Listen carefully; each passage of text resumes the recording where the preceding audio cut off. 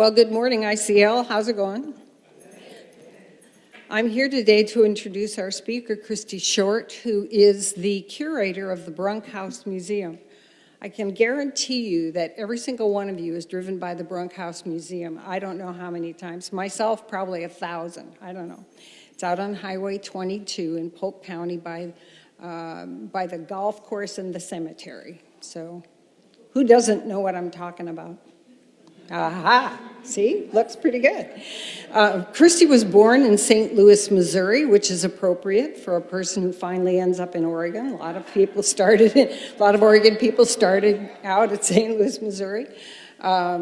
She didn't stay there very long, and she grew up moving around the country. Finally, she and her husband ended up at Shawneetown, Illinois, in southern Illinois, right on the Ohio River, where Christy became the curator of the John Marshall Bank House Museum. This is not the John Marshall that immediately sprung to my mind. It's a different John Marshall.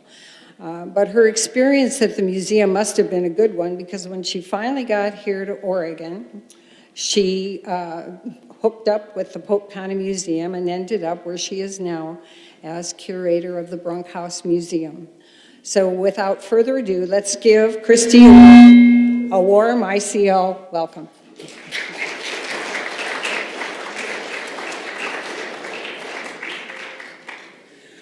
Good morning. Let me know if I need to stand further away. That's pretty loud. Thanks for inviting me to come here today. And I have a lot of information, and this will be my first PowerPoint, so bear with me if I don't get the right ones up there. They should be in the right order. So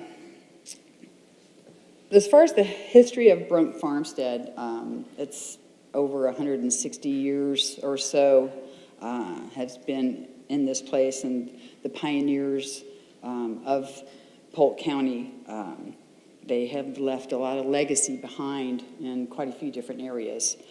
So we're going to concentrate on Harrison and Emily. Harrison Brunk was born in Logan County, Kentucky, about 1812, and Emily Waller was born in Morgan County, Illinois, about 1820. They met and married in 1838 in Pike County, Illinois. Eventually, they settled in Troy, Lincoln County, Missouri, where they had their first 5 children. First 5, yes, yeah. We're going to keep track of this. So I had 1, that was it. Their journey began in 1849. It was a very busy year for pioneering families to move west, and with the hopes of owning their own land and farming and just having a better life all the way around, or so they thought. Harrison and Emily Brunk, with their 5 children, took part in a sturdy group of pioneers heading out to make a new home. So here's the Oregon Trail. Then they left from Independence, my mother lives in Independence, Missouri, and I've been to a couple of the historical places there and got to see the actual wagon ruts. They're still there. It was really interesting. It took them 16 days, took them 6 months and 16 days in a wagon, similar to this. I just can't imagine going over, going through the rainstorms, all the mountain passes and the rivers. If you've ever read anything about history and coming west, you know a lot of times the wagons they were in, they had to take them apart or empty them out to get them across the river, and then they had to load them all back up. So, you know, you're anticipated, we can make 10 miles a day. Wasn't always happening. So a lot of the pioneers ended up walking beside the wagons, so they didn't always ride in the wagons. So can you imagine walking here that far? I have a hard time imagining that. Here's a list of the items that were required to take on the trip. So that's a lot of stuff. That's a lot of cooking. Many days out of the year, I thank goodness that Mr. Carrier, for our air conditioning, toilets. I have a newfound respect for, indoor plumbing. When you think about all the trials that they had to go through just getting here. One of the things I always think about is how many pairs of shoes did they go through? So who knows? The Brunk family journey began on April the 4th, 1849, leaving Troy, Missouri, with all their possessions stuffed into 2 covered wagons. Once in Oregon, instead of coming down the Columbia River as many pioneers had done, Harrison preferred using the new opened Barlow Trail that Sam Barlow had created to complete their trek coming, and they arrived here in Polk County October the 16th, 1849. This is Harrison and Emily, and again, you'll notice that nobody ever smiled. I kind of know why. These are not portraits; they're actually charcoaled portraits. They're not photographs, which is something that I was being told that, oh, these are photographs. Well, I took them apart. They're framed in the Brunk house, and Gail and I took them down one day to see if there was any type of artist signature or anything. Come to find out, they're done in charcoal. So that's amazing that they have lasted all these years. I know this is a little small, but the little dark orange squares are the original donation land claim area that Harrison and Emily purchased when they got here, which is out in the Basket Slough area.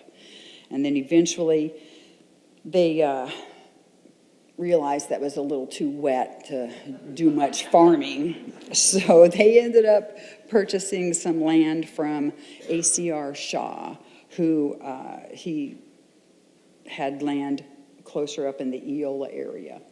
So once they purchased that land,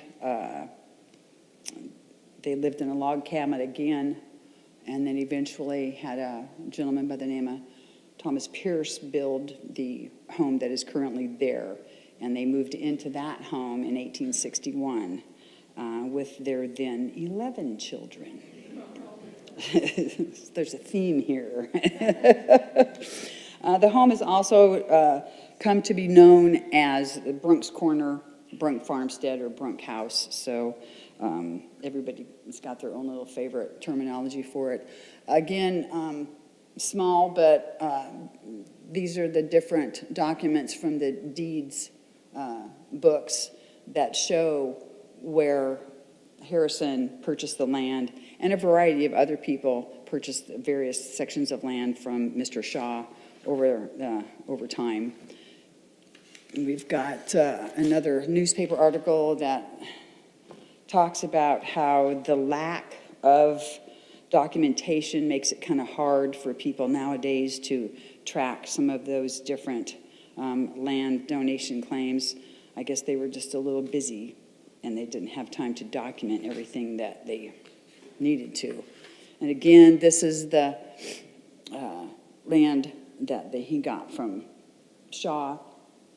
And then, what do we have here? Oh, I did not highlight that. No, I did not.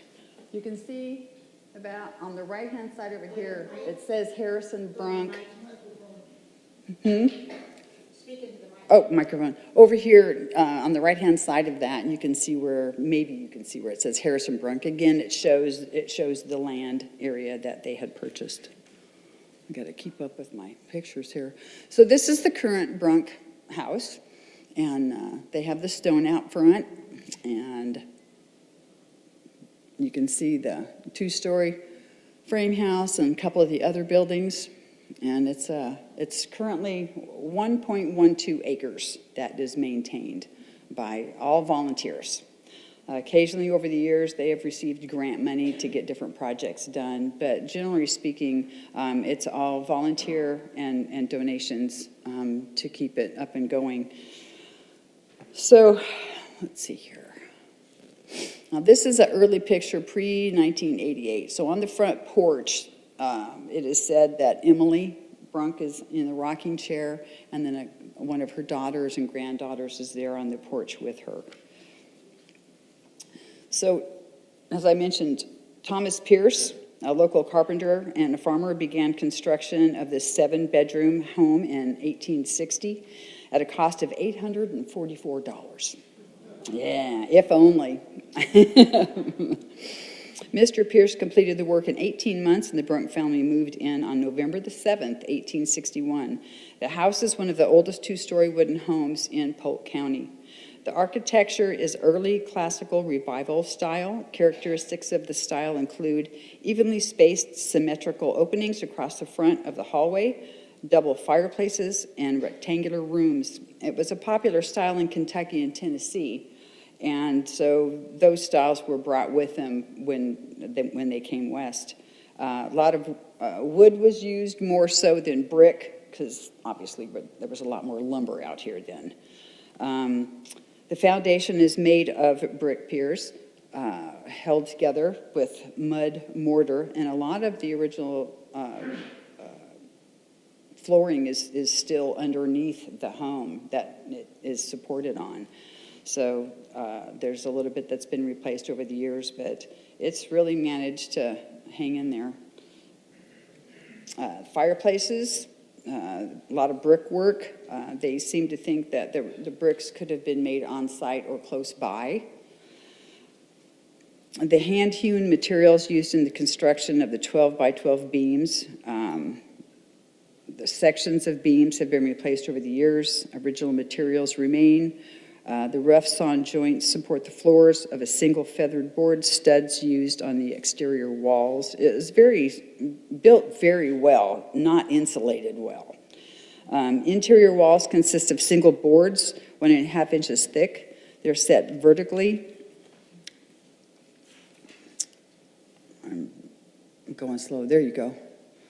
So, and they have the little peg in there to hold them together. So nails, screws, it was pegs.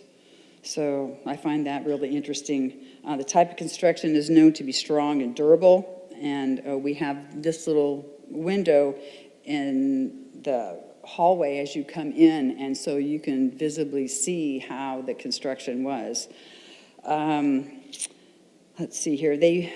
I've read different articles and trying to go through different inventory lists, which has been like pulling teeth, but trying to get all the information so that what we share is as accurate as it can be. And so one of the things I'm trying to find out is if the wood was actually from the Eola sawmill or if it was from the Ellendale/Dallas sawmill. So it could have been some from both places, but there seems to be a couple different stories as far as that goes.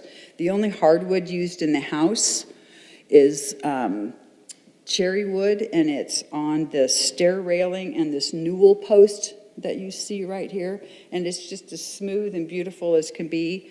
The exterior walls were built with 1x4 clapboards. Onto the rugs. These rugs, generally the floors were covered with rag rugs. They were either done on the loom or they were hand braided rugs. And so originally all the floors were covered in these rugs that are just go the length of the room, and they were all tacked down. And so we still have some of those original rugs in the home and in one of the other buildings. And then we also had some people in the 1970s come in and create reproductions of those rugs and sold them at different events. So it's really kind of nice to have something that looks very similar to that. Originally, the interior walls were covered with a layer of cheesecloth, and then they were papered. The ceilings were open beams with the board and batten covering applied at a later date. The fir floors were either left bare or painted and included woven and braided rugs. There's another That's a braided rug, which we're in the process of teaching ourselves how to do this. I have a newfound respect for these women that braided these rugs and sewed them together because it's taken me a lot longer than I thought it was going to. But we'll get the hang of it. Let's see here. This is one of the earlier pictures that I recently found. It's from 1915, and if you look down the road and you see the car, and then ahead of the car is the front of the Brunk house. So those two trees on either side of that car on the road, those were the two walnut trees that were on the Brunk property. And when people in their buggies on horseback came, they were the hitching rings out there, and that's where they tied up their wagon or their horse and then went on up to the Brunk house to visit. But I wish it was, I wish we could see the house better, but yeah, that's just not happening. Let's see here. So you saw in the, let's back up here, right here in the hallway, that's, as you come in the front door, that's the hallway. And that was central to the home. And you could go upstairs and either off to the right or the left and into the different rooms. What else have we got here? Here we go. I have another one. There's another, that one is in the, that was taken in 1936. And they still had the sidewalk that went out past into Highway 22 many years ago. As my understanding, that was also the dirt road that went from the coast and came inland, and the stagecoach was, you know, there, and then it went on into Yola and stopped, and then eventually the trains. So you have the progression of all of us wandering around. What else do we have? There's the hall. That door was not original to the home. It was added later on so that Clara could go out that door into the covered patio area to do her laundry. So there's, digging through the files that I've been doing recently, there's just a lot of information that I've been able to gather. And so it's really nice seeing that they did the same thing that we do now. Oh, we need an extra bathroom, let's add a bathroom. Or we're going to enlarge the kitchen, and we're going to, you know, take off this and do something different. And they did that over the years, especially having each generation having their own needs and requirements out of the home. So it's had a couple of face changes. These pictures here are of their 12 children. There's only 2 pictures that we're missing, and I continue to look to see if we can come up with a picture, and that would be their first daughter, Margaret. That was born in 1840. We don't have a picture of her. And then another daughter, Melissa, we have no picture of her.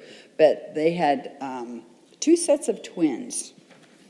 So I can't even imagine having 1 set of twins, along with all the other kids that she had. So having to take care of all these kids. And I think we all know that the pioneers, all the kids helped with everything. You know, the oldest kids helped with the younger kids. And so a lot of that was, they all worked together because, you know, if you didn't, then you wouldn't have even made it out here as a pioneer person.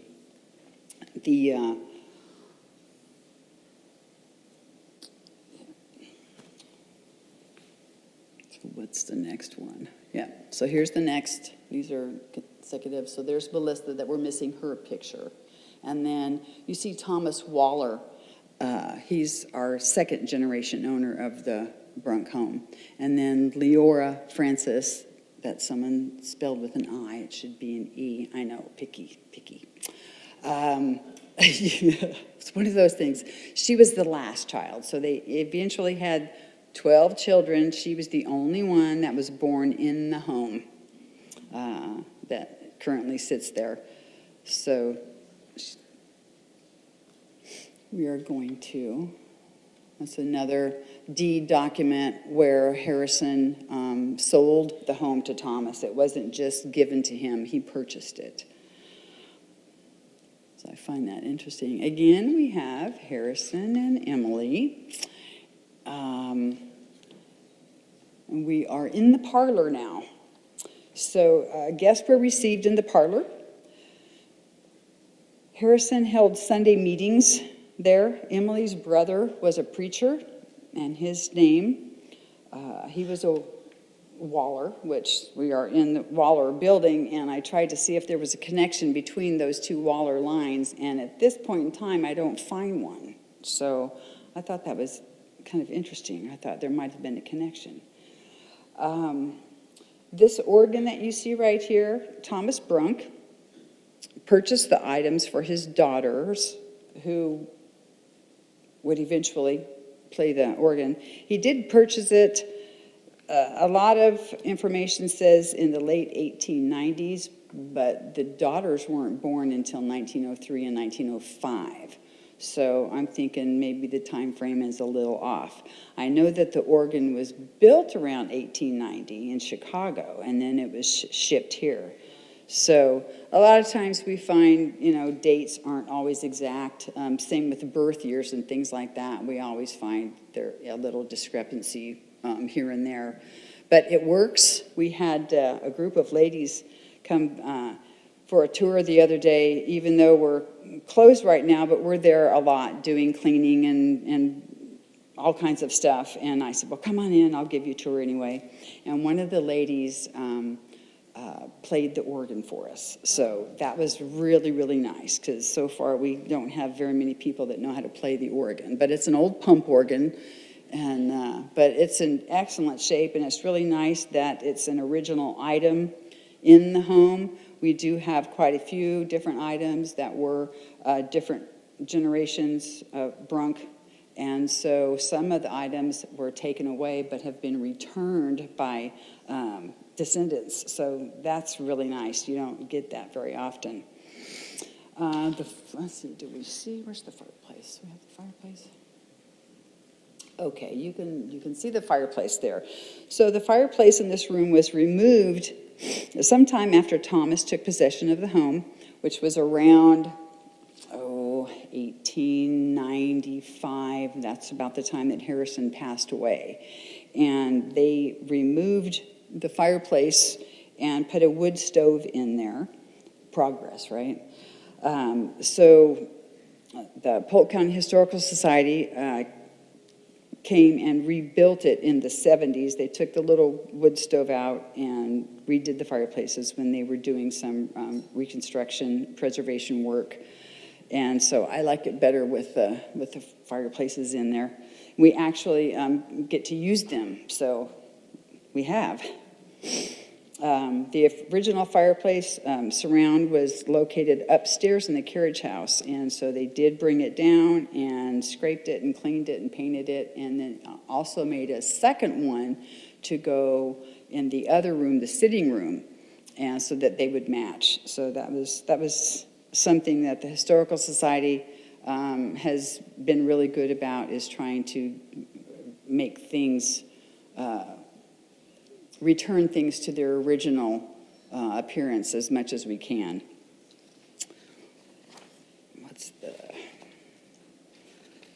Okay. So this is the sewing room.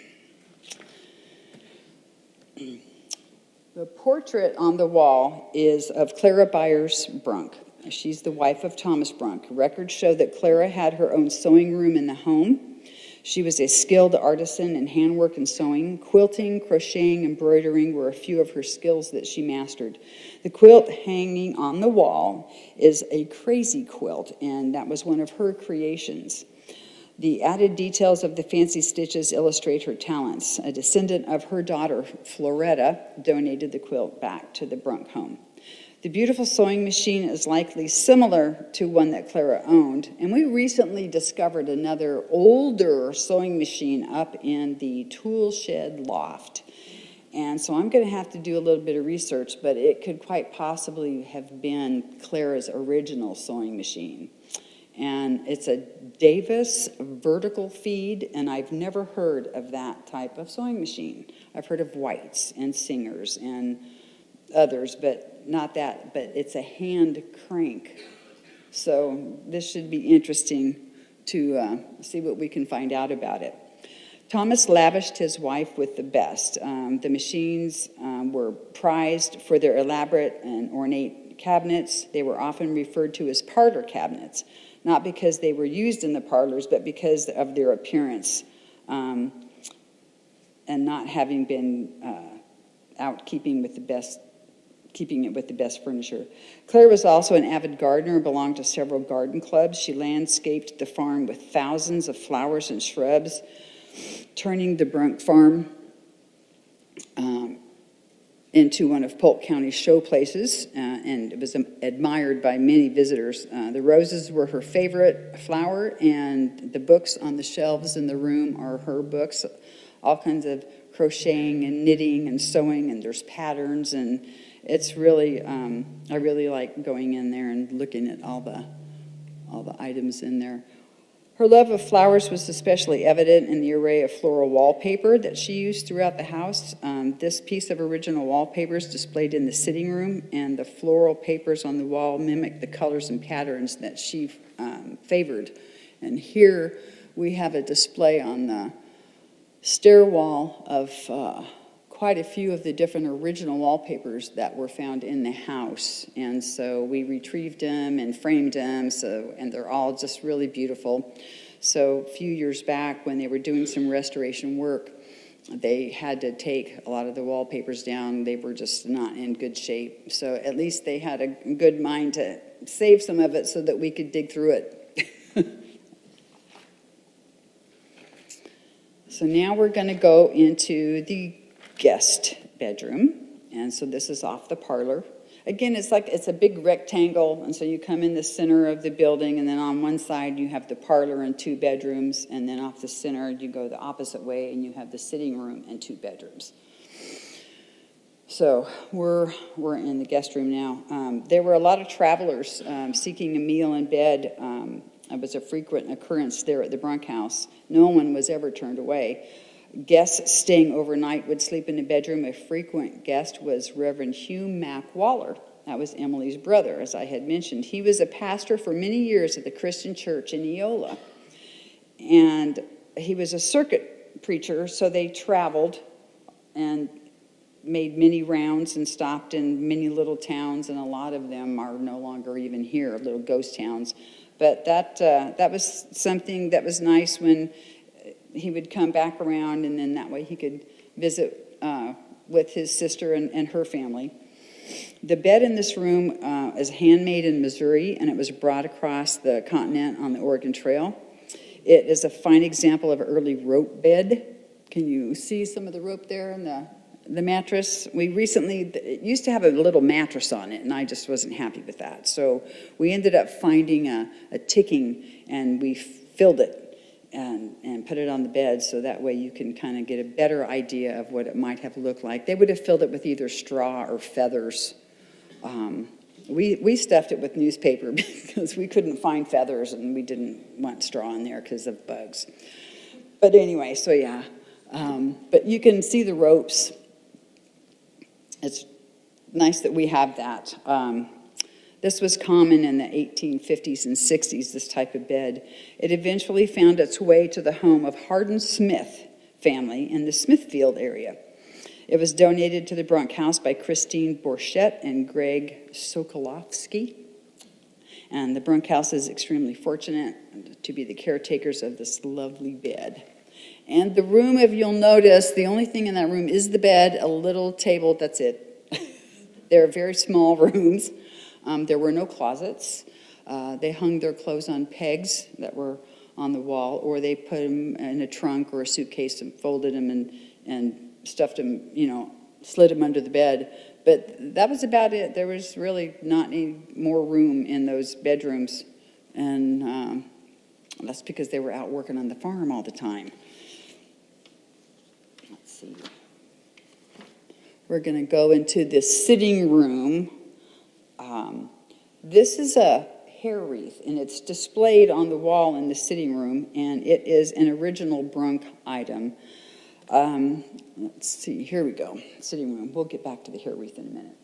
So the sitting room was like a family room or a den that we have today. So this is where the family spent most of their time. The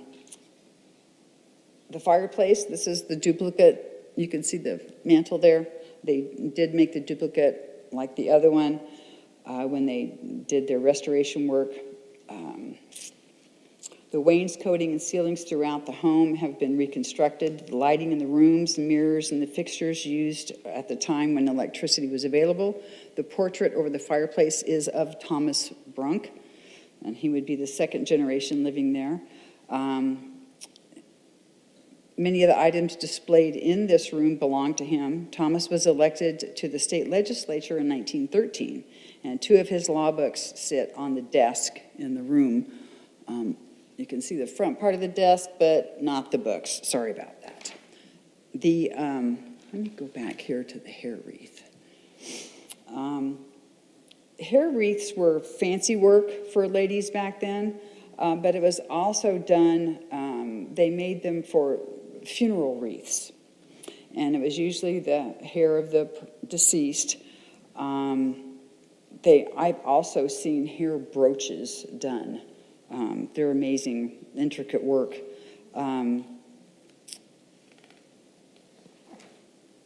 So I couldn't get a really close-up picture. On this, on either side, some of the design on this hair wreath are hummingbirds and a variety of flowers. And when you get up close enough to it, that was done exceptionally well because you can really tell the different types of flowers that they were wanting to create. And the hummingbirds are just amazing on there. So there's some more right here. This buffet was specifically built for this area in the sitting room. Originally, that wall was not there. It was a pass-through underneath the stairway. And when they enclosed it, they finished off underneath the stairway and made it some little storage area. And then at the end of the hall, the previous picture where you had seen the door at the end of the hall, they put that door in, they enclosed this, they had this buffet built. So there again, changes, they're always changing something. But it's beautiful, made very well, and we store all of our little doilies and tablecloths and things in there that we get to use throughout the house. So it's a lot of fun. It kind of reminds me of when we were kids growing up, you know, playing house, playing dolls, doing this, rearranging things, having mom get mad saying, "Put that back." So we're going to go into the nursery. This is Leora Francis. This is the 12th child of Harrison and Emily. And she was born in 1863. And again, she was the only child actually born in the home of Harrison and Emily. The nursery cradled Leora and the Brunk's grandchildren and great-grandchildren. Typical houses in this area, like I had mentioned, had no closets. Here's an interesting note. At this time, diapers were made from whatever materials a mother had on hand, such as linen, cotton, flannel. Mass production of cloth diapers would not be available in the United States until about 1887. Disposable diapers wouldn't be mass marketed until 1948. Wow, I just can't imagine. I can't imagine that. Leora Brunk married Willis McDaniel, and they had 4 children. Their daughter, Delilah McDaniel, taught school at Jefferson High School in Portland. Before her death, she created a scholarship called the Leora Francis Brunk McDaniel Memorial Scholarship Fund. That's a mouthful. This scholarship continues to award money to graduating female seniors who plan to attend in the arts, music, or science fields each year. And I double-checked, and that is still available. That scholarship is still available to this day. So I thought that was really neat. In the nursery, we have a a lot of little christening gowns, some baby caps. We've got some vintage toys that the kids, we have a little cradle in there and some dolls. We're hoping that you will stop by sometime so that you can check them all out. In the nursery, let's see here, extras. Right, extras. All right, now this is Thomas Earl Brunk, and I will just call him Earl so we don't get him mixed up with his father, Thomas Waller Brunk. So Earl was the third generation owner of the home, and he acquired this after his mother died. She died in 1958. Thomas's father died in 1938. So he was a bachelor and never married. He worked at the Ladd and Bush Bank for many years. Today they highlight this master bedroom, which is very small. For Earl, we have a lot of Earl's things displayed. Earl never married, but he was an avid gardener. He was a teacher. He collected marbles. He collected coins. And he is the one that donated the Brunk Farmstead to the Historical Society upon his death in 1974. So he had the foresight to do that so that everybody could share in the history of Polk County. So you said we have questions? A couple minutes to questions. Earl was also a Mason, so he was in the Masonic Lodge as well. I don't think I have anything else. Yeah, here we go. There's a couple of little. It's a vest. He's got a little bank book from the bank, a coin, a little plaque from. He did travel a lot with collecting the coins, and he also did a lot of gardening with his mother prior to her passing. And then here's his marble collection. So, yeah. Now, we don't, to my knowledge, don't have any of the coins that he had collected. So, who knows, maybe we'll come across them and we can do a display of those. But right now, no coins. All right, and we're going to back up right there. So, you said 5, are we close enough to questions? Does anybody have any questions they want to ask? I'm about halfway through.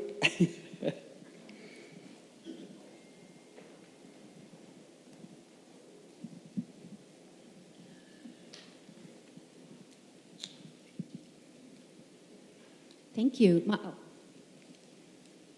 I'm Barbara. Thank you for this presentation. I have driven by many times and have not been inside. Now I have. When the Harrison and Emily came over and they lived in a log cabin, and then they somehow had the resources to build this house, which that amount of money was probably a lot then, 800 or so. What did they do? They're just selling vegetables, or what was his profession? I didn't hear that. Maybe you said. Stock animals. Oh my gosh, they raised Jersey cows. They raised draft horses. They had Cotswold sheep. They had China pulling hogs, big. So mainly stock. And then all the orchards, the apples and all. Oh my gosh, there were so many regular vegetables and things like that. Butter. I was recently reading some information about the Jersey cows they had, and some of them produced upwards of 800 pounds of butter a year. So that's a lot of butter, you know. So you could sell the butter. along with, your bartering, they raised chickens and roosters and just a variety of farm animals and produce. So that was their main way to make money. But yeah, $844 was probably a lot of money back then to be building. So, any other questions? This is Lucy. Hi. So, it's kind of two, but one. Sure. Your opening times. When is it open? And I remember when our kids were going through school, there were some festivals, like a fall cider festival, maybe a spring festival. Are those going again? I know everything shut down at COVID. Yeah. Well, mostly no. The Apple Festival was decided that we're not going to continue that. There are too many issues with the health department, with doing the cider presses, and everybody has to have your food handler's permit and the rules, and we have to have enough volunteers to do all that, which a lot of times we don't.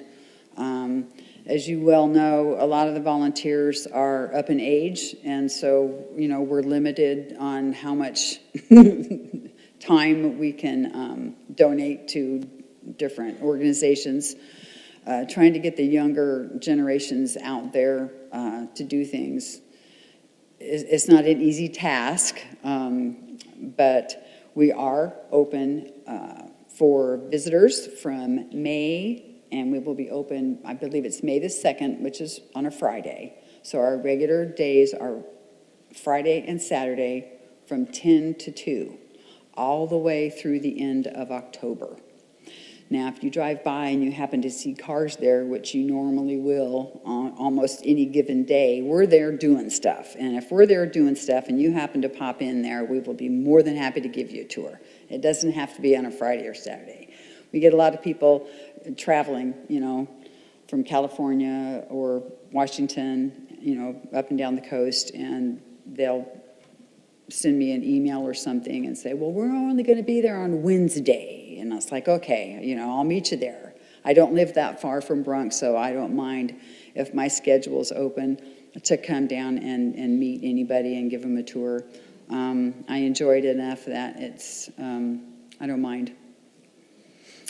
So hours, time, did I answer your question? Okay.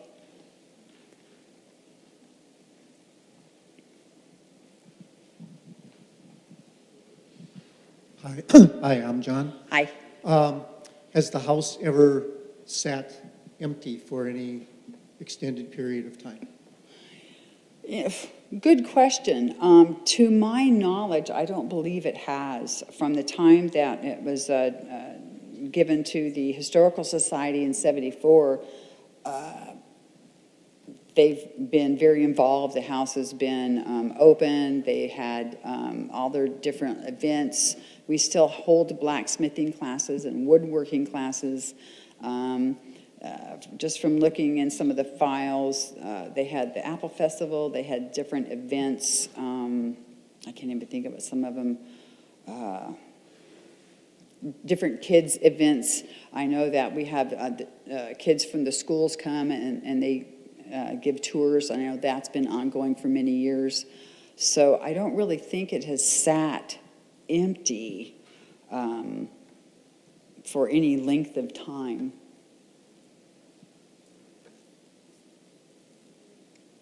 Was there more to that question? Did I get that answered? Hi, my name is Jim. I was curious, was there much communication between neighbors? I know that the little town of McCoy was to the north and, people like that. And you mentioned the Aladdin Bush Bank. Did Asahel Bush play a role at all? Did they know each other?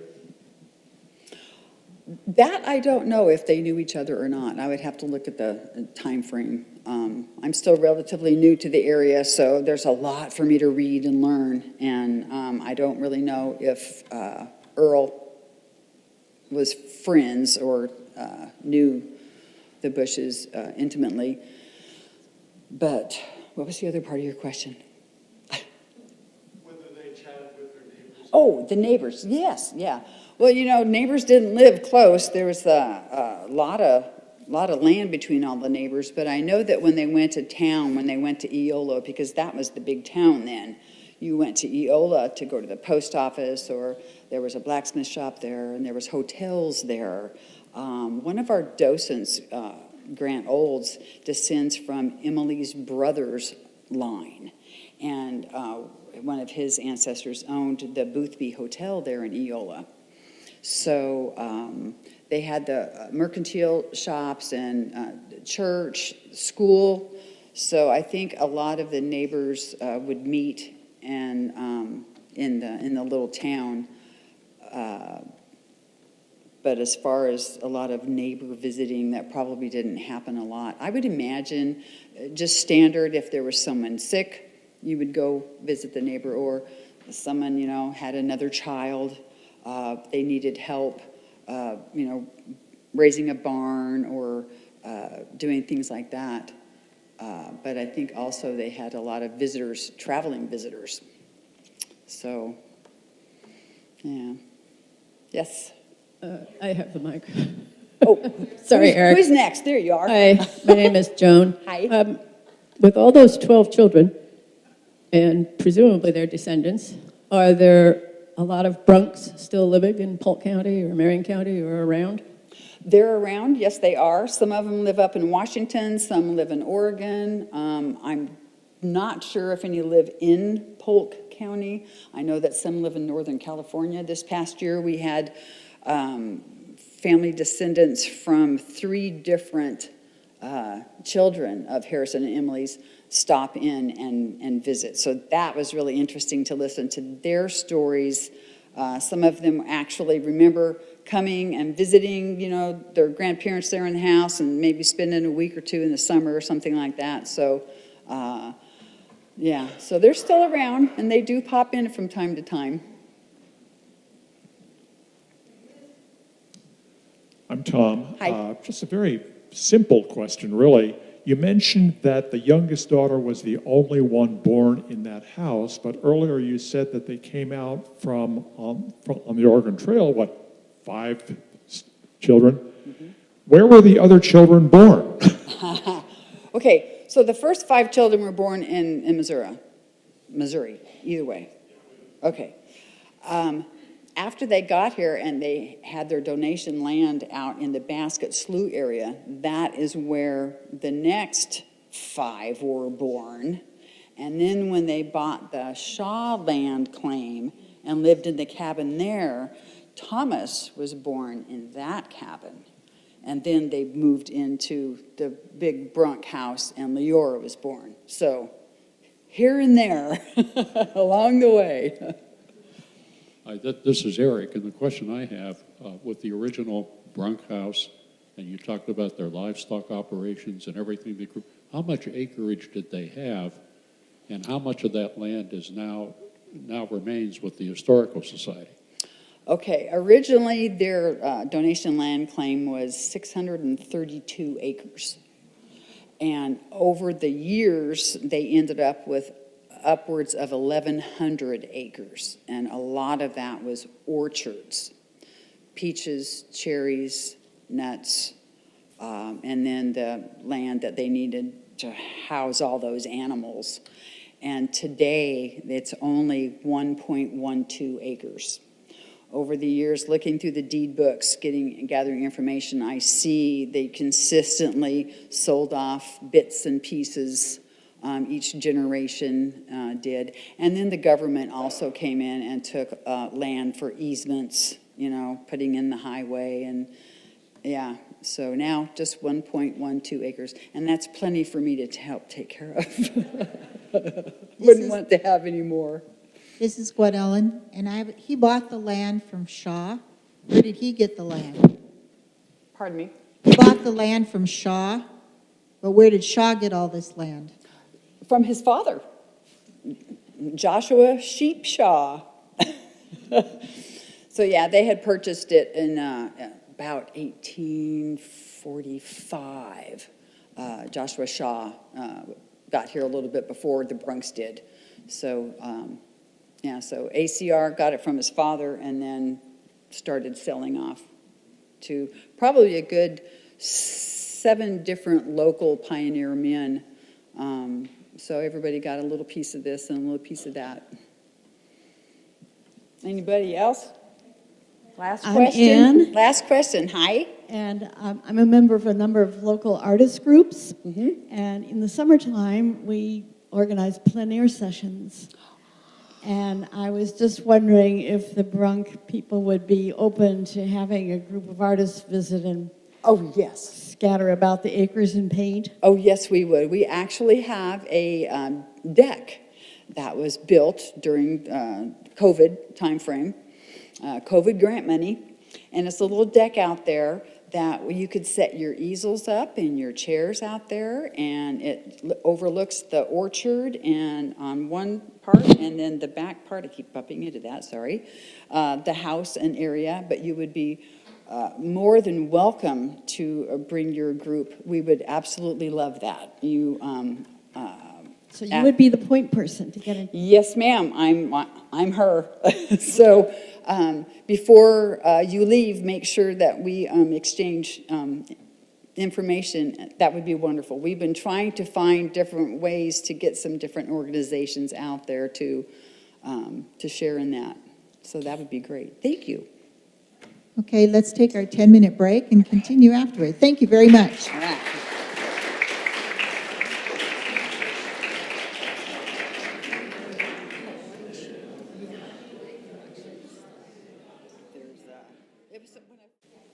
All right. I wanted to make sure that people noticed that there were some photographs on cards on the back of the room that were of some parts of the Brunk House and its property. So take a look at those. And also there's a little card that tells you about an event that's taking place out there on the 15th of February, is it? So, and of course you're all invited. All right. Yeah, the card that mentions the 15th, that program is Eola, the town that once was, and it's going to be at the museum in Rickreall, the Polk County Historical Society Museum, and it's at 1 o'clock. And I think it's going to be a wonderful program that Grant's going to give. He's done a lot of work, and I'm looking forward to the program. Okay, so we're going to. Let me find my button here. We're going to go on to the kitchen. Yeah, okay. So the kitchen's probably my favorite. It's the biggest room in the house, but it's just so warm and inviting. And even though the current kitchen that we have right now, that's not the original kitchen that Emily Brunk would have used. The first kitchen was about half the size of this one. And cooking was done in an open fireplace. Later, a wood stove was purchased around 1900, and that would have been after Emily had passed away in 1888, and now second generation Thomas's wife, Clara, would be maintaining the home and cooking in the kitchen. Let's see, do I have one? There you go. So that's not the original stove, but they would have had one very similar to that. Food preparation and cleanup was done on work tables. Water was carried into the home from the nearby well that was outside the back door from the kitchen. Food was stored in bins, barrels, and pantries. It was also stored in outbuildings such as the fruit house, the well house, or the smoke house. Clara Brunk doubled the size of the kitchen around 1948. Could have been a little sooner. I'm still getting some information, conflicting information about these dates. They did install electricity in 1920. Wow. They did install some plumbing, but not a bathroom. So the house, to my knowledge, has never had an indoor bathroom. So to this day, we still have the original outhouse out there. It's not in working order. Thank goodness. But I recently saw some information where along the fence line, the west fence line, that's where the outhouse would have been put and moved once the hole got filled up, they just moved the outhouse. They dug a new hole and moved it to a new spot. So if anybody wants to bring their metal detector out there and go along there, who knows what you might find. The Polk County Historical Society reconstructed the large fireplace in the 1970s, and the wood stove, like I said, is not original. Let's see, do I have a picture of, hang on, there you go. That's what they call a kitchen queen. Later, it was called a Hoosier. They didn't have continuous counters until after 1900. Probably in the 1920s, 1930s is when continuous counters became a thing in the kitchens. So you would have these tables, kind of like the little islands that some of the homes have nowadays. So you could roll the table around and, move it where you needed it to be. This one here in the corner has got the drop leaf. But they stored a lot of their things on the shelves. So the table, I don't think I put a picture of the main dining room table in there. Over on the far left-hand side, you'll see a replica of a dry sink. So prior to having water plumbed into the kitchen, you had to go out back and pump the water and bring it in. And you put it in, there's a big metal pan, and you would put your water in there and your soap, and that was, I always tell the girls that come with their parents for tours that this is, used to be our dishwasher. So, yeah, so that was your dishwasher. Out back, out that door, the little area that we have now is open, but previously it was enclosed, and that's where Clara did her laundry. So there was the wash tub and the wash stand and all that. So, wrong one. Let's go this way. This was just this past January. We were down there. No, that was in December, Christmas time. So we had fires in the fireplaces. And the house, as I mentioned earlier, is not insulated well. So it's very chilly in there most all the time. We do have some of the heating units, the newer ones that are mounted on the wall inside. So even though it's a historic home, it was just too cold and we needed to put heat in there. So I think we are headed out to... There's two different doors you can go out from the kitchen around to that green building, which is called the Orchard House. A little bit of history about the Orchard House is that it used to be out in the orchard. And when one of Thomas and Clara's daughters, the youngest daughter, I believe, got married in probably the 30s, late 20s, 30s, they had that Orchard House moved from the orchard up to the back of the kitchen. So there's a little breezeway that you can walk in between those two buildings. And if you go to the west, that's where the herb garden is and the arbor. And where we're standing, the view we're looking from is the garden area. So that Orchard House was their home, and it has a loft and the main floor. And so they lived in that for a while until they have built a home next door on the property, and then eventually they, I think they're the ones that ended up in California, along with quite a few of the other Brunk descendants. Currently, we have our gift shop out there. Over the years, it has been used as an office before the Historical Society Museum was built in Rickreall. And it was also a little art gallery for a while for Glenn Knight, who used to volunteer out there and took care of the farmstead. And now it's a little gift shop and storage.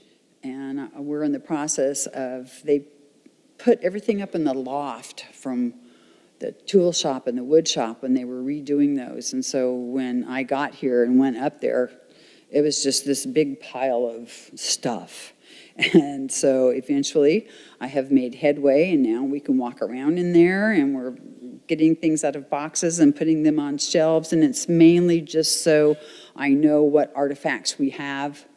And if we want to change out displays or something, we can do that. But part of my responsibility is to make sure that all the things that have been donated over the years, way before I was ever here, make sure they're still there and that they're in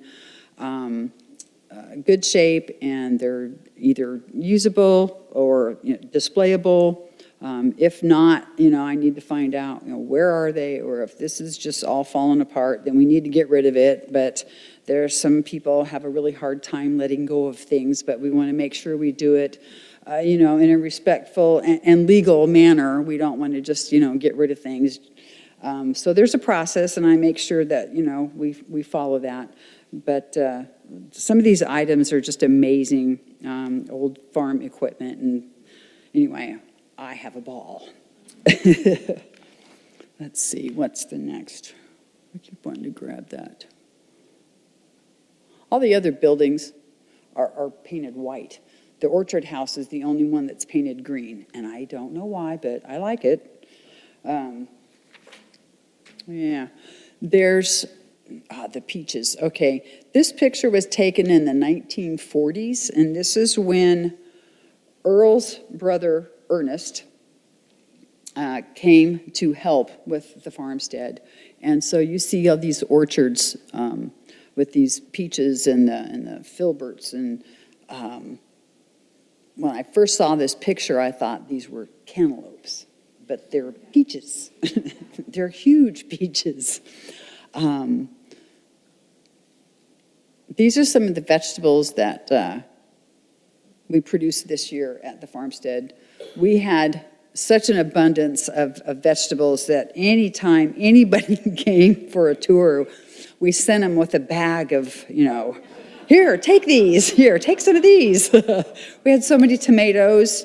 It was just unbelievable. And apples, because we still have probably at least, I'm thinking, 10 different varieties of apples out at the farm. But it was just amazing to take this stuff home, because people would ask, oh, well, do you get paid? No, we get paid in food. We work for food. But I got to the point where I had made so much apple butter and applesauce and apple pie and apple juice, and it was like, okay, I'm done with apples. And same with the tomatoes. We had so many tomatoes. It was just unbelievable. And we had blueberries and raspberries and black currants and gooseberries. And we had, what else do we have, Gail? Everything that we could. We had heritage potatoes. The master gardeners over the years have tried to maintain a lot of the original heritage vegetables and things.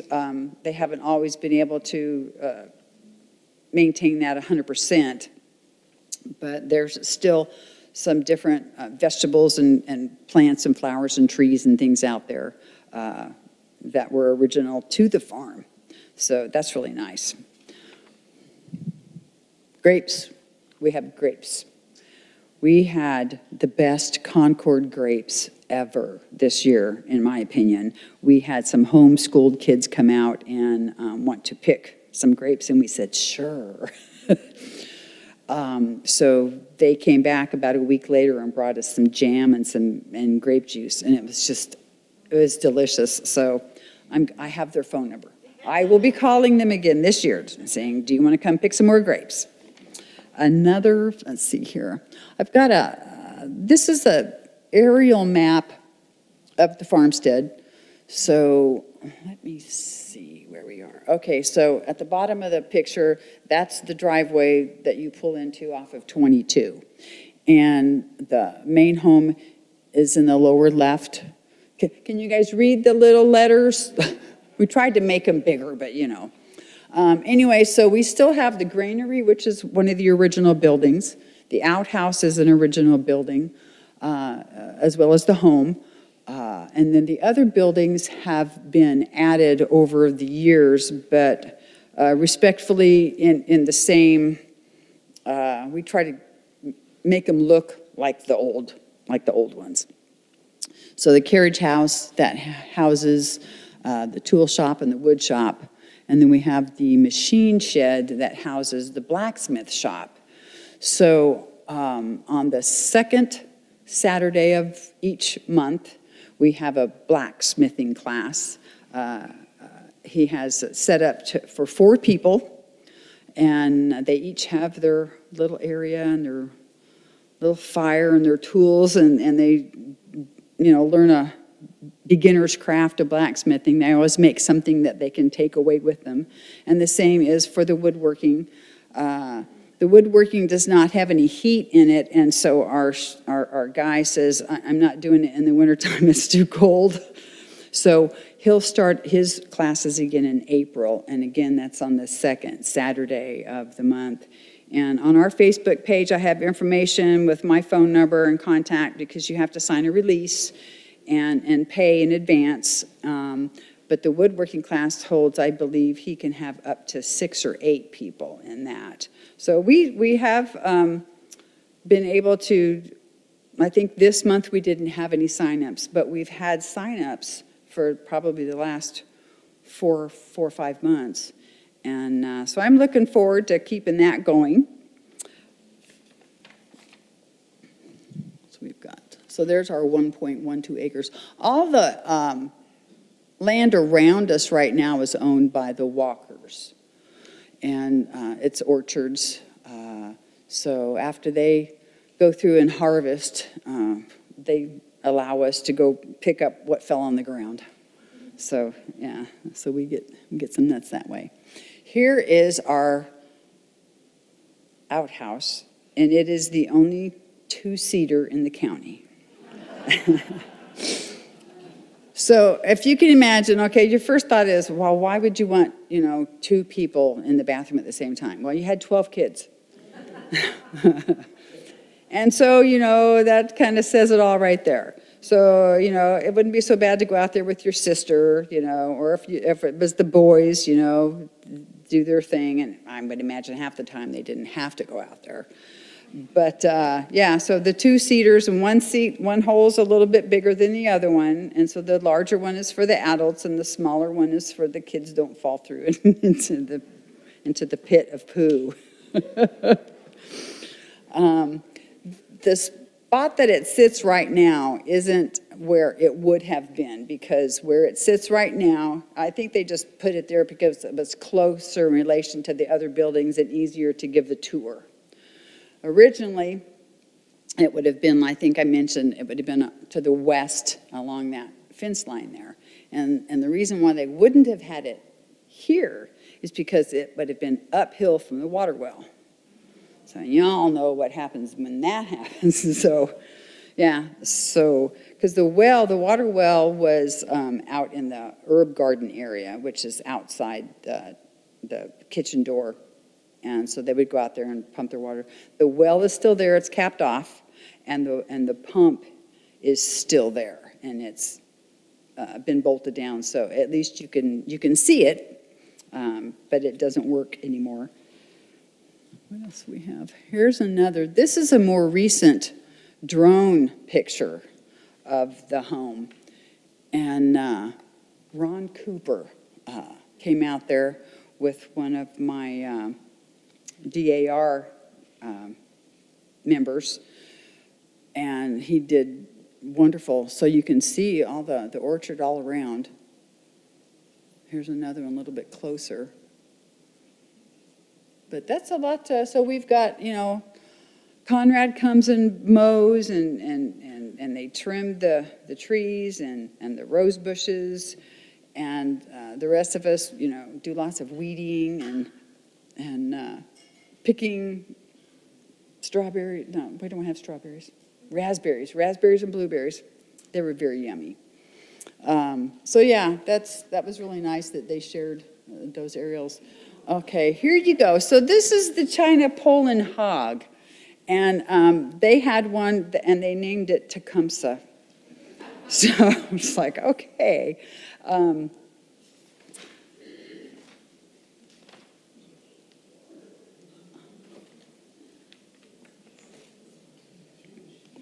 Yeah, they got lard. That was basically raised for lard. Yeah. All right. I skipped just a little bit. I'm going to back up here just a little bit. Earlier, I had some questions about what all did they raise. The Brunks raised wheat, grains, flowers, apples, cherries, peaches. Some of the grapevines, apple trees, and pear trees were part of the original Brunk farm. We still have one pear tree out there, and oh my gosh, that made the best dried pears ever. They were just delicious. Harrison and Thomas were local celebrities for their prize-winning Jersey cows, as I mentioned, the amount of butter that they created, the Poland China hogs, the Cotswold sheep, the Percheron draft horses, and Barred Rock chickens. And the chickens, Clara raised. So everybody got involved, to some degree. At one time, the farm included 1,100 acres, the outhouse and the granary, original structures of the farm. The garage was originally a carriage house. It was replaced in the 1950s with the present garage. The machine shed, constructed in 1986 and currently houses the blacksmith shop. The original smokehouse was used by the Brunk families. It was torn down prior to the Historical Society acquiring the property. The Brunk farm was also named a Century Farm in 1958. And in 1975, it was designated and put on the National Historic Site for Polk County landmarks. A lot of the paperwork that I've been going through, I keep finding date errors, which is a thing with me because, I'm a historian. So the house became a historic site in 1975, and a lot of the documents I read says 1978. So I'm eventually going to try to correct that so that it doesn't keep getting repeated. The rose garden that was there at the house, let's see, I don't know if you can see that. No, the tree shadow's in the way. Was planted in 1984 by the Monmouth Garden Club ladies. And the herb garden was planted about 2007. So originally they would have had an herb garden for medicinal herbs and edible herbs. Over the years, I guess that kind of let that go. But it was nice that the different organizations came out to replant those. Efforts continue to preserve and restore the Brunk Farmstead and make this historic treasure available to the community. We're always looking for volunteers, so if any of you would be interested in volunteering, whether it's just an hour or two or more, I'll be at the back table there and we can exchange phone numbers. We'd love to have you come out and help us out. Let's see here. What else have we got? Oh, here we go. Yeah, there's our Century Farm sign. There's our historic places plaque on the front of the building. Our DAR chapter, I'm in the Daughters of the American Revolution, and our chapter is currently going to do another little plaque to honor Earl Brunk for donating the farmstead to the Historical Society. So we're going to put our little plaque on the other side of the door, and that'll be a nice addition. We got, so that was, back up. So this was in July. So we put the bunting up to celebrate our 4th of July. At Christmas, we got up there and put garland up there. And so trying to keep it looking nice, and you can see that, from the road. And there's a lot of history there that we're glad is available to everybody. It's just trying to get them to come out there. Highway 22 is a really busy highway, and there's a lot of people that don't want to have to pull in and out of there. We also know that the state is in the works to redo that area where Junction 51 and 22. There's so many accidents out there, and they're going to redo all that, and we really don't know how that is going to affect the Brunk House right now, but we're in contact with them, and hopefully we won't be totally bypassed, because that would be really sad. So I'm not going to let them bypass us. So to kind of finish this up and then answer any more questions you might have, 2025 at Brunk's Corner will be busy again, and we have 12 regular volunteers that spend anywhere from 4 hours a month to over 40 hours a month helping to maintain the farmstead. The 1.2 acres may not seem like much, but it's really surprises you once you get out there and you start having to do stuff.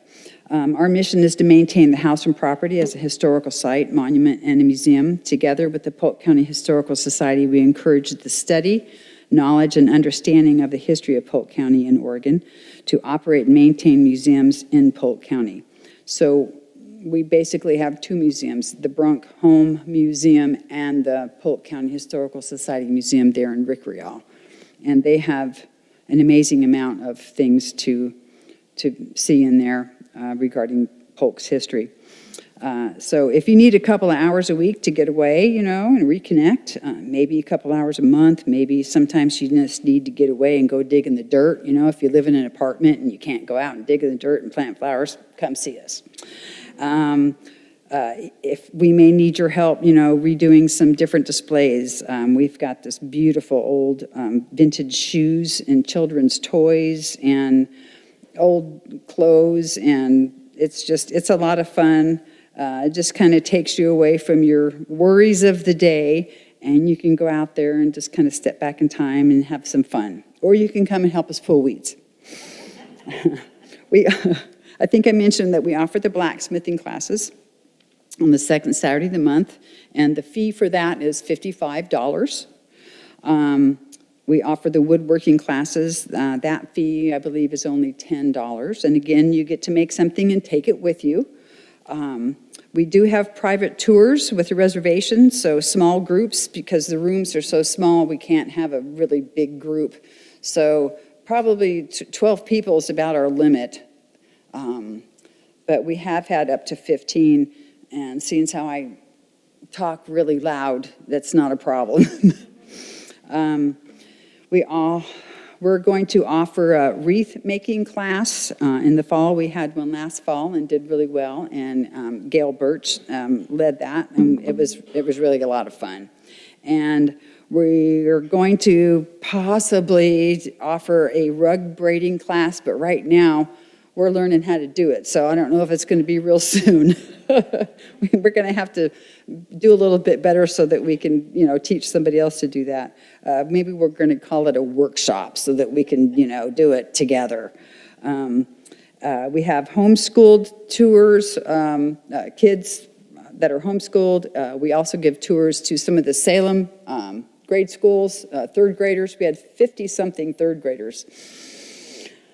Wow, that was, it actually went pretty well. It was a lot of fun. Most of the kids were pretty well behaved. Not all of them, but that's just the way it goes. So I want to thank you for having me here. And I know that I have a lot more little flags here in my book of information. So if you have any more questions, I would be more than happy to try to elaborate on anything that I've already shared. Thanks.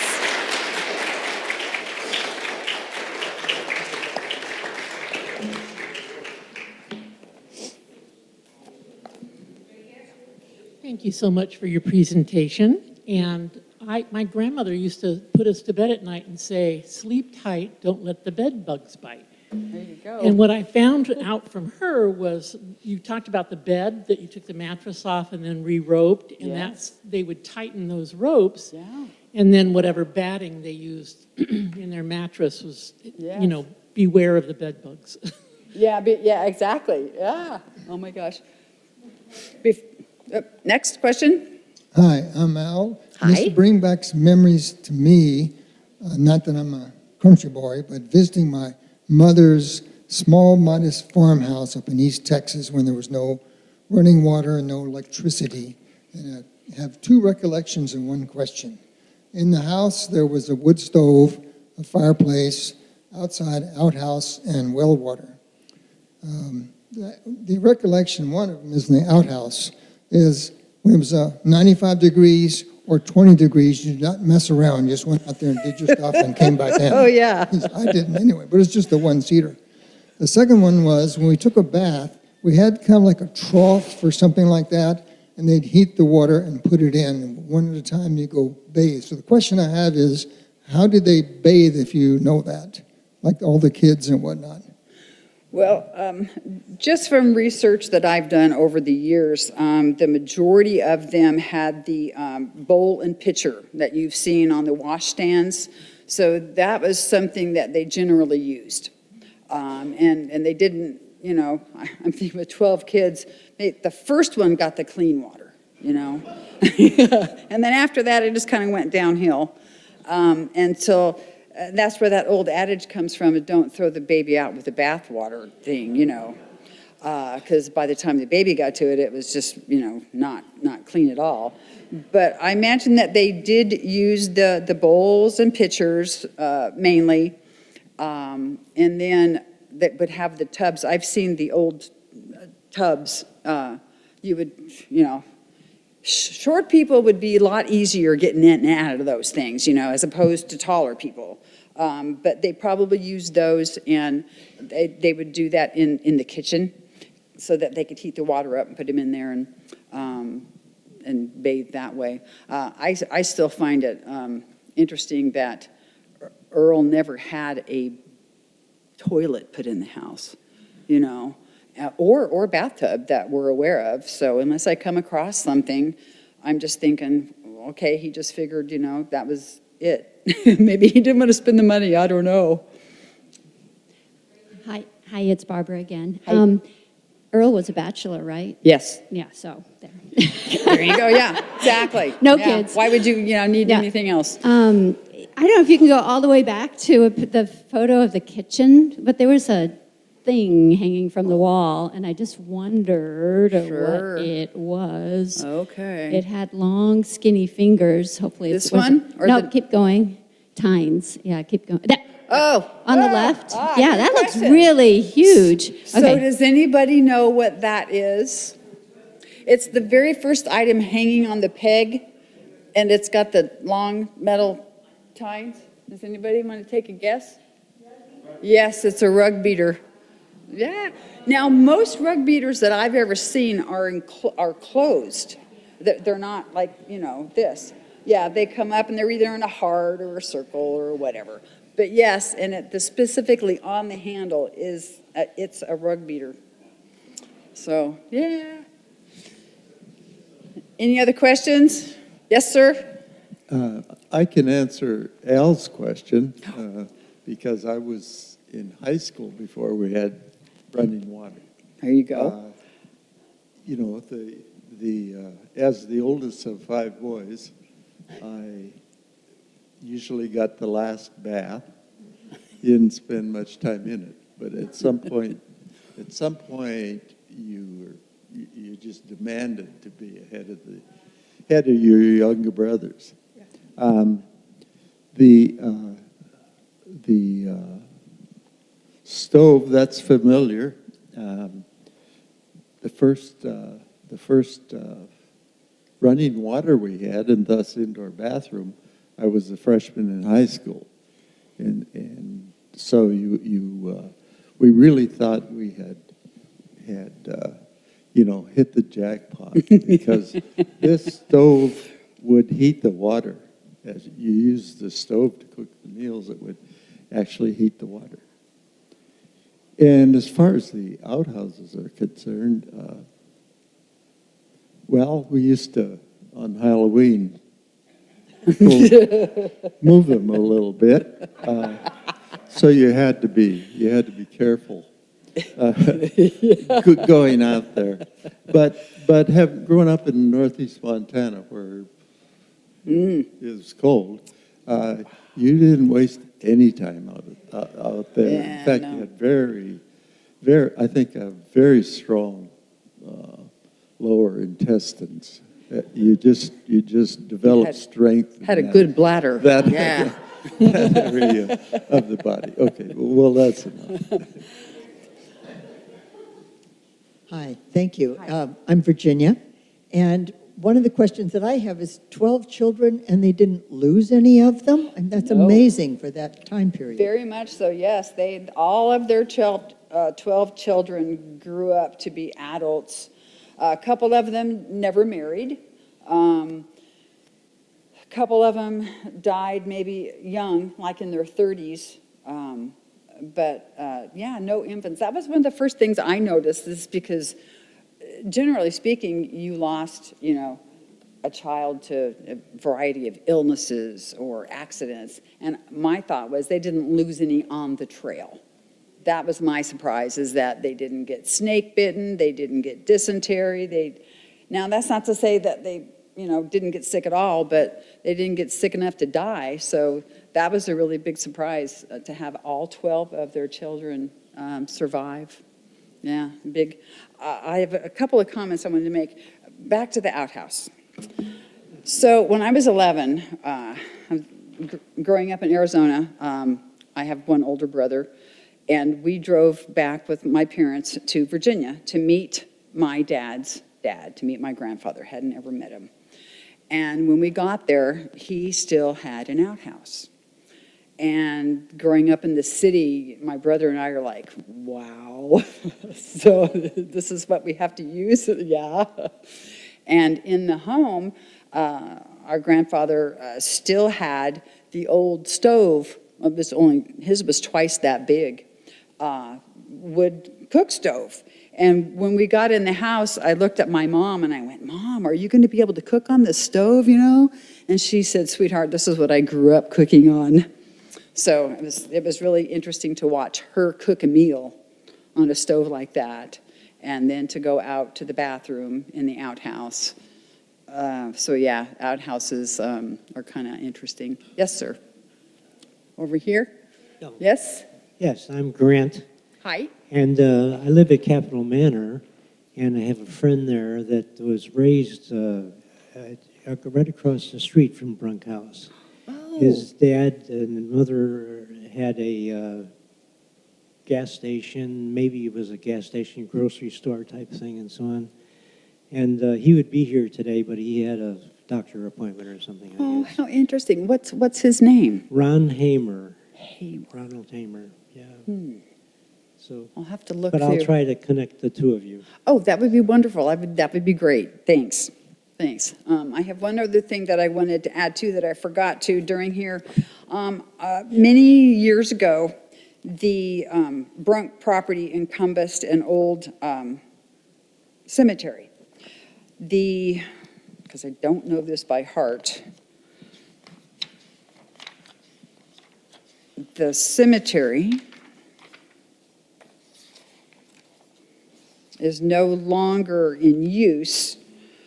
And the gentleman, bear with me here. All right. At its inception, the graveyard of less than 1 acre was identified by a line of plum trees planted in 1848. Later, a border of fir trees set it apart as the final resting place for many nearby residents. And thus, for over 100 years, the graveyard provided meaning, value, and solace to the bereaved and created a much more needed community attachment for many of their new homes that people have come to Oregon. In September of 1905, the current landowner, Thomas W. Brunk, sold 367 acres, which included the graveyard, to William J. Cromley. In 1931, the acreage was passed to William's son, George R. Cromley. 20 years later, the land exchanged hands again, this time to Theodore J. Primus. At some point within a 10-year span, from 1953 to 1964, the tombstones at the graveyard were removed from their grave sites and the fir trees were uprooted. Mr. Primus was quoted as saying he found the graveyard in his way because he wanted to plow and farm the land. His bulldozer pushed some of the tombstones near the present-day property line of the Oak Knoll Golf Course, but in doing so, many were reduced to broken shards, and the once etched names of these early pioneers and their site of entombment was lost to history. It was as if this graveyard never existed. In the 1960s, former Oregon Highway Department Survey Chief Pete Fiddler reported that while surveying a new route for Highway 22 west of Salem, he was shocked when he happened upon a pile of perhaps 20 to 30 tombstones near the northeast corner of the Oak Grove Golf Course. Evidence showed that the tombstones had been deliberately broken up and discarded on the property. Eventually, those broken tombstones were brought into the Brunk Orchard House, and we have a display of them in the Orchard House. And the previous site managers, Alan and Sandy Biddle, created this book called The Unforgotten about this cemetery and all the people that were buried in it. They did a wonderful job. And so even though sometimes people do horrible things, there's other people that come along and do really good things. So hopefully we don't get that type of people that just go in there and deface the cemeteries. It's a wonderful amount of history that we have in our cemeteries. I used to do a lot of work in cemeteries, and so this is one of the first books I bought when I became a member of the society. So they did a wonderful job, and you really have a lot of bios on these people that were pioneers for Polk County. So I'm glad that they really did that. And even though the Biddles aren't involved anymore, they had a main hand in the restoration of the interior of the building. And so when I got there, I thought, oh, this is just absolutely wonderful. Now I get to take over and we get to add to it. So hopefully you'll be able to come and check it out, and I'll give you a tour, and you can learn more stuff that you didn't know. So I wanted to make sure that I had mentioned that because I didn't. But if there's anything in here, any other questions you might have, are we done, or are we still have questions? Oh, there's one. Okay. Is this on? Yes. My name is Joyce Zook, and you mentioned the year 2007, and that was the year that I had the privilege of working on those herbs that you said were planted there. Wonderful. As part of the Polk County Master Gardener program, because we did our payback hours at that time. And since that time, I know that they've developed their own meditation garden, which has probably taken a lot of the labor away from your garden. But I just want to comment that all of those beautiful fruits that you saw on there is probably a result of an experiment that we did at the time in 2007 and had for years and years, lasagna composting. We dug a really huge, deep hole, long and wide, layered in all the greens and browns, and then we had the compost from the mushroom factory that was added in. Good stuff. And that soil would grow anything. The biggest, the best, the most flavorful, everything. And I imagine that you're still benefiting from that soil now. Well, I would imagine. Well, thank you for your effort too. Yes, we yeah, that's great. Thanks. Yeah, we do have some master gardeners out there that just do an amazing amount of things. They, do the trees and the grounds and fertilizing and planting. But we can always use more volunteers. Well, I can't think of anything else. Does anybody else have any other questions? This is Janet. Okay. Back here. Oh, we got another one? I was just Yes? going to also put in a plug for a museum I had not been to before, but went to last fall because a friend's traveling exhibit was there.